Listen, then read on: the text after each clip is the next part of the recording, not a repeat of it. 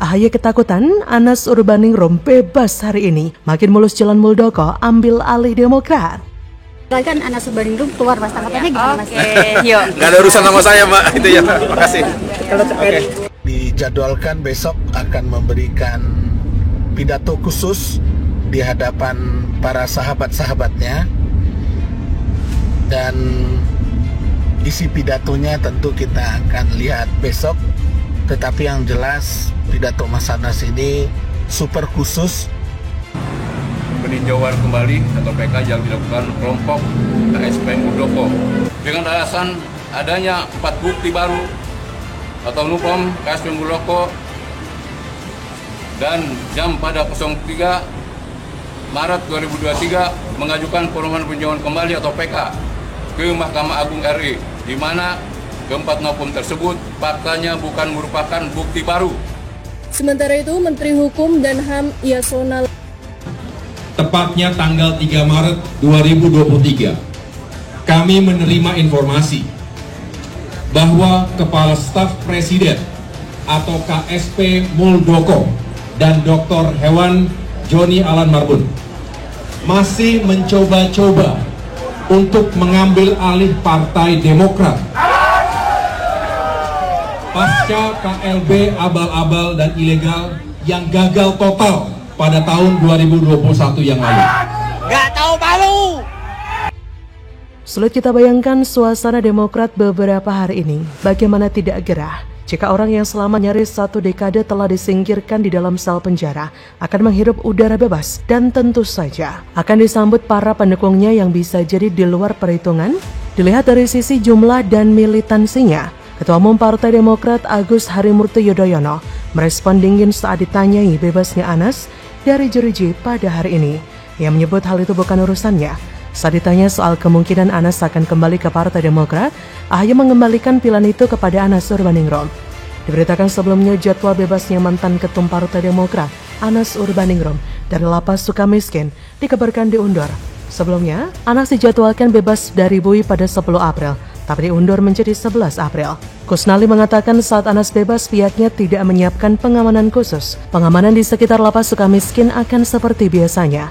Sementara itu, jadwal mundurnya kebebasan Anas juga dikatakan loyalis Anas. Para loyalis Anas sudah menyiapkan penjemputan.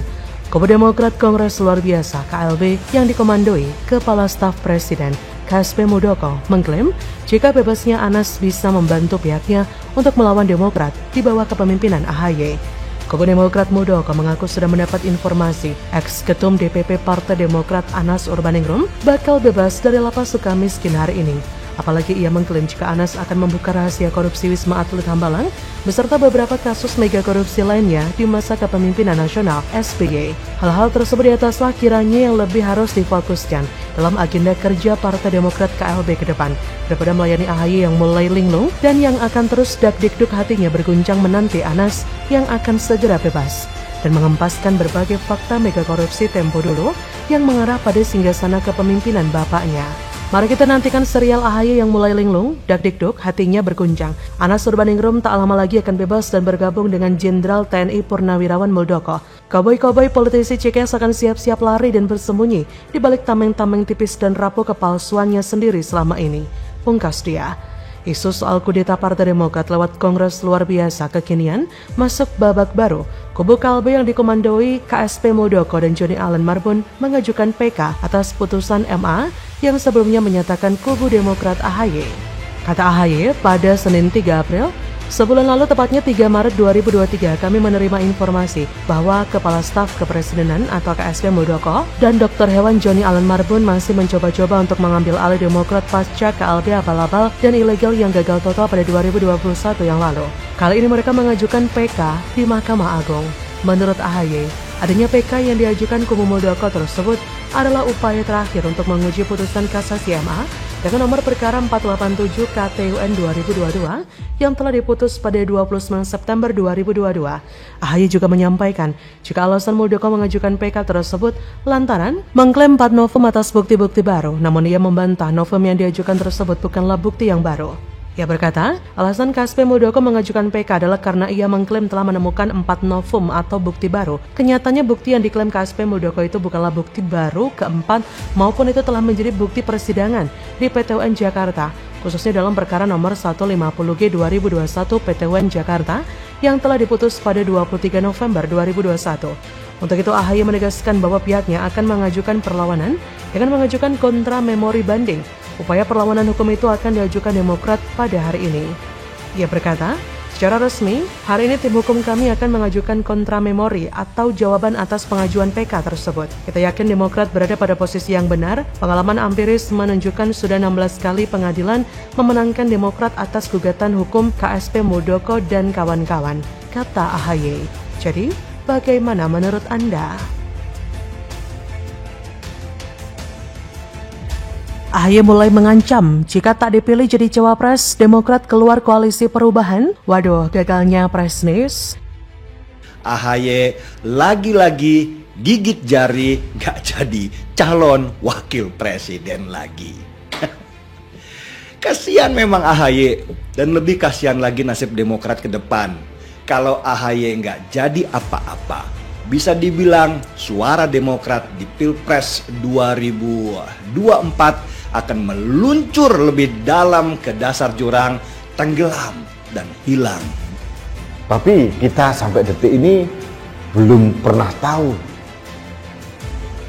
siapa atau kelompok mana, partai mana yang akan mendukung Anies Baswedan dengan total syarat pengusungan 20% ke atas. Karena sampai detik ini pun koalisi perubahan yang katanya akan dibentuk oleh Nasdem, PKS sama Demokrat belum jua terbentuk. Yang terjadi adalah silang sengkarut informasi yang simpang siur. Ketua Umum Partai Demokrat Agus Harimurti Yudhoyono diprediksi hengkang dari koalisi perubahan seandainya tak dipilih sebagai cawapres pendamping Anies. Sebab jika hanya memberikan dukungan kepada Anies tanpa kadernya dipilih untuk jadi calon RI 2, Demokrat tak akan banyak mendulang limpahan elektoral atau kotel effect, kata Direktur Eksekutif Institute for Democracy and Strategic Affairs Indo Strategic Ahmad Khoirul. Jika AHY tidak dipilih Anies sebagai cawapres, besar kemungkinan AHY dan partainya akan cabut dari koalisi perubahan. Menurut Umam, di internal koalisi perubahan, pencapresan Anies hanya akan memberikan limpahan elektoral ke Partai Nasdem dan PKS saja, sebab Nasdem menjadi partai pertama yang mendeklarasikan mantan Gubernur Jakarta itu sebagai capres. Selain itu, Nasdem PKS sebelumnya pernah membangun kerjasama politik dengan Anies dengan mengusungnya sebagai calon gubernur pada Pilkada Jakarta 2017. Sementara dukungan Demokrat untuk Anies diumumkan baru-baru ini demi mendulang limpahan elektoral. Tak heran jika partai berlambang bintang Mercy itu ngotot menempatkan ketumnya menjadi calon RI 2. Sebenarnya menurut Umam, dari sejumlah nama, AHY terbilang mumpuni menjadi calon RI 2. Putra sulung SBY itu memenuhi sejumlah kriteria cawapres yang disyaratkan Anies. Latar belakang AHY sebagai mantan perwira muda TNI dinilai memberikan keuntungan tersendiri.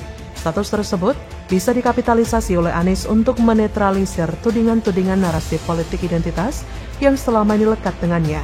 Jika Anies menginginkan sosok cawapres dari kalangan NU, AHY terbilang dekat dengan komunitas Nahdliyin, termasuk basis pemilih Jatim dan Jateng. Selain itu, menurut Umam, AHY juga relatif bersih dari catatan hukum yang mungkin dipolitisasi oleh pihak lawan.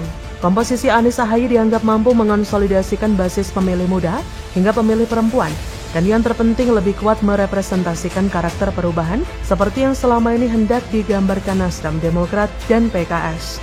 Namun demikian, harapan AHY menjadi cawapres diprediksi terganjal restu dari Ketum Partai Nasdem Surya Paloh. Umam yakin ada kekhawatiran di diri Surya Paloh bahwa kotel effect akan lebih banyak didulang oleh Demokrat daripada Nasdem lantaran AHY tampil sebagai cawapres. Nasdem dan PKS harusnya jaga agar koalisi solid dan tidak berguncang. Harus kasih muka ke Demokrat. Mereka harus sadar diri kalau Demokrat adalah mantan partai besar yang pernah 2 periode berkuasa. Di tangan SBY, Demokrat adalah partai terbesar yang tidak terbendung.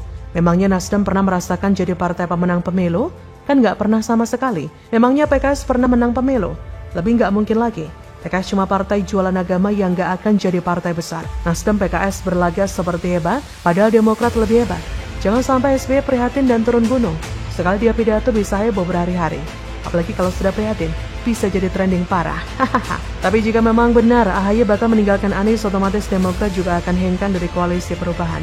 Yang artinya, koalisi perubahan bakal gagal mengikuti kontestasi pemilu karena suara tidak mencukupi TT 20%. Jadi bisa dipastikan Anies akan gagal maju sebagai capres di 2024. Makanya kalian pasti pernah baca isu-isu di mana Anies bisa saja gagal nyapres. Kemungkinan itu makin terbuka lebar ketika Demokrat mulai menyerah dan mencari peluang lain di luar koalisi. Mungkin inilah kabar paling membahagiakan jika itu beneran terjadi. Sekaligus kabar tersakit bagi kadrun dan barisan sakit hati. Siap-siap saja, kita bakal dihibur dengan narasi Anies dijegal dan dizolimi. Bagaimana menurut Anda?